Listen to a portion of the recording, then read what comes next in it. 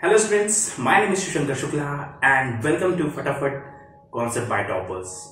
इस फटाफट कॉन्सेप्ट में आज हम समझने वाले हैं इलेक्ट्रिक मोटर। इलेक्ट्रिक मोटर क्या होता है, इलेक्ट्रिक मोटर की वर्किंग क्या है, किस प्रिंसिपल पे ये बेस्ड है और इसके कंपोनेंट किस तरह काम करते हैं, इन सब को बहुत अच्छे से हम जल्दी से जल्दी एंड फटाफट we are going to complete it. So let's get started. अगर मैं इलेक्ट्रिक मोटर की बात करूं तो इलेक्ट्रिक मोटर के बहुत सारे daily life example, for example जहां कहीं भी आप बैठे हो जस्ट थोड़ा ऊपर उठ के देखो। मैं गॉड की बात नहीं कर रहा, I am talking about the fan, right. तो fan is a device which is based on the working of electric motor. क्योंकि इसके अंदर एक इलेक्ट्रिक मोटर है, वो रोटेट करती है, उसकी वजह से फैन के जो पंखियां हैं वो रोटेट करती हैं और आपको मिलती है बहुत सुंदर हवा, राइट। सेम टू सेम बहुत सारे एग्जाम्पल हो सकते हैं, जैसे आप ब्लोअर, राइट, आप ब्लोअर यूज करते हो। ब्लोअर क्या काम करता है? Blower is use to basically आपके बालों को सुखाने के लिए, right. That is also one of example of electric motor. तो इसके बहुत सारे एग्जाम्पल हैं जो आप डेली लाइफ में आसपास देख सकते हो। बट ये काम कैसे करता है, ये इलेक्ट्रिक मोटर काम कैसे करता है, इस चीज को समझने से पहले हमें इस चीज को समझना पड़ेगा कि इसके डिफरेंट डिफरेंट कंपोनेंट क्या हैं और ये कैसे काम करते हैं। अगर हमें ये चीज समझ में आ जाए तो हमें बहुत सारी चीज समझ में आ जाएगी कि इलेक्ट्रिक मोटर एक्चुअली में काम कैसे करता है। क्लियर? इलेक्ट्रिक मोटर को समझने के लिए जो सबसे इंपॉर्टेंट कॉन्सेप्ट आता है वो है फ्लेमिंग लेफ्ट हैंड रूल।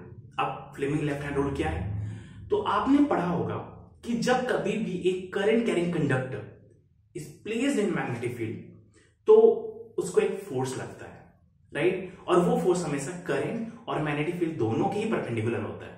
हम कैसे यूज कर सकते हैं? जैसे फॉर एग्जांपल ये मेरा लेफ्ट हैंड है तो मुझे ऐसे ड्रॉ करना है। This is my thumb, this is forefinger and this is my central finger. इन तीनों को आपस में क्या करना है? म्यूचुअली परपेंडिकुलर रखना है।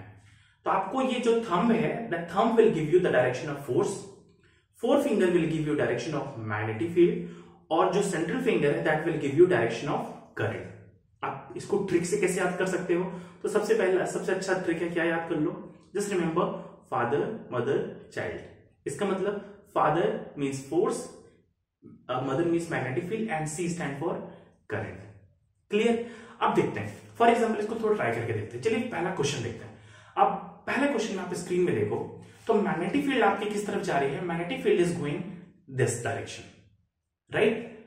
तो अगर मैग्नेटिक फील्ड आपकी इधर जा रही है और करंट, मैग्नेटिक फील्ड अगर इधर जा रही है तो four finger we have to point toward the direction of magnetic field.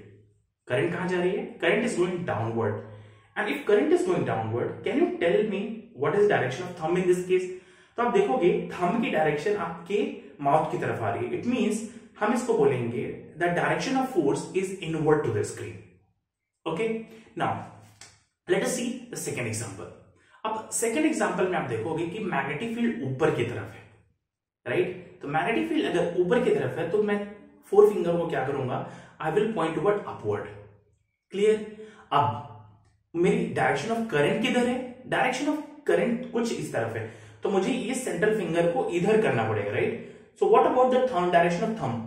तो आप बोलोगे थंब की जो डायरेक्शन है that is coming out of the screen, right. अगर आप लैपटॉप यूज कर रहे हो इन दैट केस आप बोल सकते हो कि आपका थंब जो है आपके लैपटॉप की स्क्रीन की तरफ पॉइंट कर रहा है। इसका मतलब क्या है?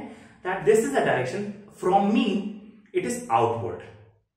Okay, so this is how we can determine कि फोर्स कैसे लगने वाला है। और इस कॉन्सेप्ट को हम बहुत ज्यादा यूज करने वाले हैं वर्किंग ऑफ इलेक्ट्रिक मोटर को समझने में।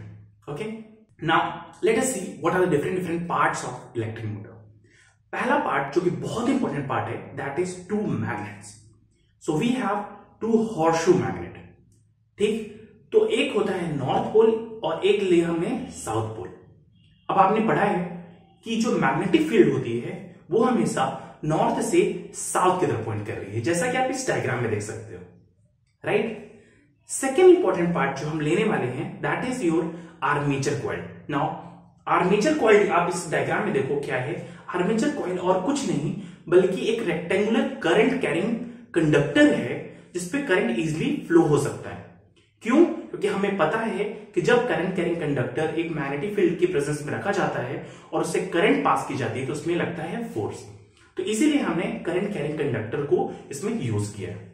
The third part is your commutator. Now, what is commutator? So the commutator is a device which is used to change the direction of current in the circuit. Clear? ठीक। चौथा part आप देख सकते हो, that is your brush. Now in this case brushes are attached to your commutator. Okay.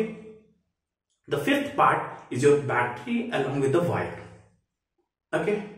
So what is the principle of electric motor? So the principle of electric motor goes something like that when a current carrying rectangular coil or current carrying conductor is placed perpendicular to magnetic field, it experiences a force. So that is the principle of behind it. And how we understand the direction of force? Through Fleming's left hand rule, which just now we have discussed. Now let us understand what is the working of electric motor. So through the diagram, just see, let me assume different point like A, B, C and D. Now as soon as the current starts through the battery, you can see through the commutator that current first flow from A to B, B to C, C to D and then back to the battery. Now if I ask you, what about the force acting on current carrying conductor of section A and B? So you can say that, sir, that magnetic field is flowing from north to south. It means this direction. This is the direction of magnetic field, right? Now what about the direction of current? So direction of current is inward to the screen. If I say for AB, it is inward. So what about, so magnetic field is here and the current goes something like this. What about the force acting on section AB? So the force acting on section AB would be downward. You have to use your left hand to understand it. Okay. So in that case, force acting on AB is downward. Now what is the force acting on CD? So in that case, you can say that direction of magnetic field is here. Current is coming toward me, it means toward inward. And what about the force? So force acting is upward, right? So just think about this book. Let us see. So here is a book. If it is fixed from the central point, and if there is a force acting from one end in this direction and in other vertex, the force acting is upward.